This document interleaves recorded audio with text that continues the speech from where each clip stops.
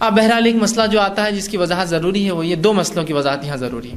ایک یہ کہ جب خبر مبارک پر ہم گئے آپ صلی اللہ علیہ وسلم کے روضے اور آپ کے خبر پہ گئے، تو تب تو ہم نے پڑھا الصلاۃ والسلام علیک یا رسول اللہ، کہ اے نبی اکرم صلی اللہ علیہ وسلم آپ پر صلاۃ اور سلام ہو، تو یہاں تو یا پڑھا، جبکہ یہاں سے اگر ہم یا پڑھے تو آپ لوگ تو ہم کو برا کہتے ہیں، بہت سے حضرات ہوتے ہیں ہمارے یہاں سے شروع ہوتے یا رسول اللہ، یہیں سے برا وہ کرتے ہیں، تو یہاں تو غلط ہے، جبکہ وہاں تو یا لکھا ہوا ہے۔ تو بہت سی بار ہم لوگ پریشان ہو جاتے ہیں کہ ہاں برابر یار، یہاں تو ہم بولتے یا رسول اللہ بولنا درست نہیں، وہاں تو لکھا ہوا ہے۔ تو دیکھیے 3 جگہ ہم یا استعمال کر سکتے ہیں۔ ایک، انسان حاضر زندہ، لاش موجود حاضر، اس کی لاش سے خطاب، خبر پہ جب کسی کی موجود ہو تو خبر سے خطاب۔ تو یہاں چونکہ ہم جب پہنچے ہیں مسجد نبوی کی زیارت کے لیے، تو خبر مبارک چونکہ سامنے ہے تو یہاں یا کہا جا سکتا ہے، اس لیے کہ تیسرے زمرے میں آ رہا ہے، یا کہا جا سکتا ہے، یاد رکھیے یا کہا جا سکتا ہے، ٹھیک ہے یہ بات۔ تو یہاں یا کہہ سکتے ہیں، لیکن کیا ہندوستان میں یا کہہ سکتا ہوں؟ نہیں، اس لیے کہ یہاں خبر مبارک موجود نہیں ہے، یہاں آپ کا جسم مبارک موجود نہیں ہے، اور نہ ہی آپ حیات ہے ابھی۔ السلام علیکم ورحمۃ اللہ وبرکاتہ۔ سامعین اور ناظرین، آج اس مطلب یہ کہ کیا کہوں میں، مجھے سمجھ میں نہیں آ رہا، ایک دم ابتدائی درجے کا ادنا سے ادنا طالب علم بھی جو عالمیت کا کورس کرنے کا آغاز کرتا ہے، وہ علم النحو اور علم الصرف جس کو کہتے ہیں نحو اور صرف۔ نحو کا مطلب ہوتا ہے جو عرب کے گرامر اور عرب کے ضابطے ہوتے ہیں، اسم، فعل، حرف، نون، ورب اور الفابیٹس وغیرہ کے جو احوال ہوتے ہیں، ان کی جو حالتیں ہوتی ہیں، ان کے جاننے کو علم النحو کہتے ہیں۔ تو علم النحو کے بغیر قرآن اور حدیث سمجھا ہی نہیں جا سکتا ہے۔ علم النحو مسٹ ہے قرآن اور حدیث کے لیے۔ جو علم النحو سے ناواقف، جیسے آپ سوچئے نا، الحمدللہ آپ کیوں پڑھے الحمد للہ کیوں نہیں پڑھے آپ؟ تو یہ جو ہے علم النحو بتائے گا کہ علم النحو میں مبتدا جو ہوتا ہے یہ ہوتا ہے، اور لام حرف جر ہے، اور یہ جو ہے اپنے سامنے والے نون یعنی اسم کو زیر دے دیتا ہے، تو یہ علم النحو بتائے گا۔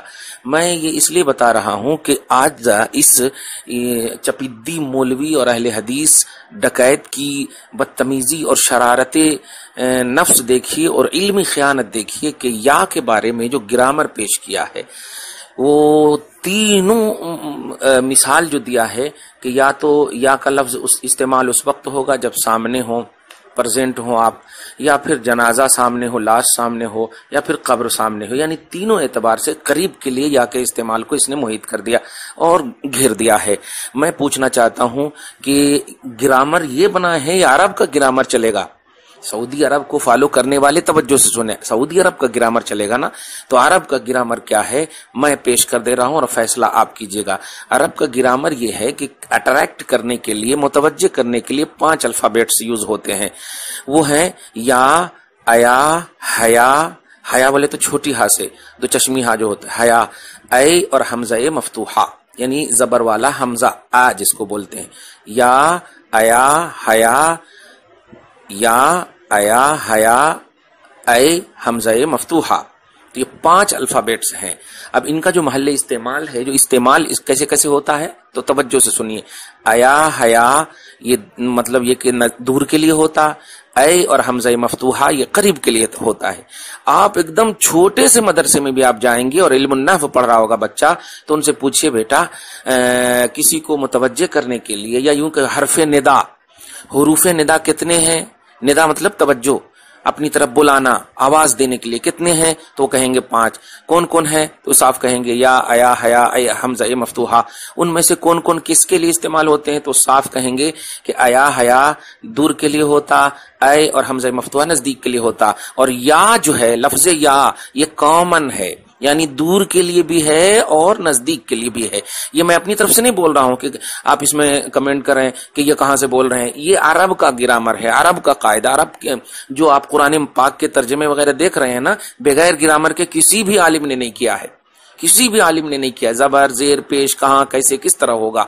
तो अब आप बताइए, या को कॉमन कहा गया है अरब के ग्रामर में, यानी वो दूर के लिए भी इस्तेमाल हो सकता और नजदीक के लिए भी इस्तेमाल हो सकता है। तो अब जब मैं इल्मी तौर पर आपको बता दिया, तो अब अगर इंडिया से कोई या रसूलुल्लाह कह रहा है तो बताइए ग्रामर के एतबार से और अरब के सऊदिया अरब के कानून के मुताबिक कह रहा है, और अगर कब्र रसूल पर जाकर कह रहा है तो वो भी बिल्कुल ग्रामर, क्योंकि नजदीक और दूर, दूर और नजदीक के सुनने वाले वो कान काने लाले करामत पे लाखों सलाम। मैं बस ये कहना चाह रहा हूं कि जब ये इब्तिदाई दर्जे का मतलब इल्म नहव इसके पास नहीं है, तो बड़ी बड़ी किताबों की तालीम का एक्सप्लेन करने का हक किसने दिया इसको? और अगर कोई इसको आलिम मानता है तो बताइए, जब इब्तिदा यानी नर्सरी का जब इल्म नहीं है, इसको एकदम छोटी किताबों का इल्म नहीं है, तो ये बड़ी बड़ी किताबों का कैसे एक्सप्लेन, इनको कैसे आलिमियत का दर्जा दिया जाएगा, कैसे इसको इंजीनियर माना जाएगा, कैसे इसको जो स्कॉलर माना जाएगा? एक बात, जो मानते हैं वो सबसे बड़े बेवकूफ हैं, सबसे बड़े बेवकूफ हैं, और जो नहीं मानते हैं वो वाकई सही हैं। लिहाजा डरें, मन अफ्ता बगैर इल्मिन, कि जो शख्स भी बगैर इल्म के, इल्म से मुराद वही जो ग्रामर जाब्ते के साथ जिनके पास इल्म नहीं है, वो अगर फतवा देंगे, वो अगर एक्सप्लेन करेंगे शरीयत का, तो उस पर अल्लाह, उसके रसूल और फरिश्ते सबकी लानत है। तो अब ऐसे लानती का आप वीडियो सुनेंगे, इनकी तकरीरें सुनेंगे, अब आप तो बस यही कहूंगा कि फिर तो अल्लाह ही तौफीक आपको देना। तो ये थी इल्मी खयानत का जवाब। अल्लाह ताला आपको हम सबको ऐसे जाहिलों से महफूज और मामून फरमाए।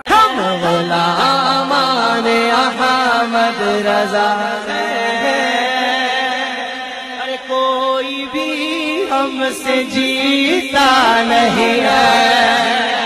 अगर आपने अभी तक हमारा चैनल सब्सक्राइब नहीं किया तो हमारे चैनल को सब्सक्राइब कर लें